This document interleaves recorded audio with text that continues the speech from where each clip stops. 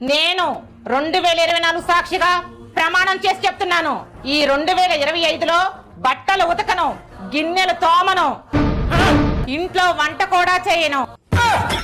కనీసం చీపిరనైతే నా చేత్తో ముట్టుకోను. సంవత్సరం మారుతుంది, క్యాలెండర్ మారుతుంది, నేను కూడా మారిపోతున్నాను. నేను కేవలం ఎంజాయ్ చేస్తాను. ఒక్క సెకండ్. నేను 2024 సాక్షిగా ప్రమాణం చేసి చెప్తున్నాను. నేను 2025లో నా భార్యకి బట్టలు కొనివ్వను, బంగారం కొనివ్వను. అంతేకాకుండా బ్యూటీ పార్లర్కి ₹1 కూడా ఇవ్వను. సంవత్సరం మారుతుంది, క్యాలెండర్ మారుతుంది, నేను కూడా మారిపోతున్నాను. ఆ డబ్బుతో నేను ఒక్కడే ఎంజాయ్ చేస్తున్నాను.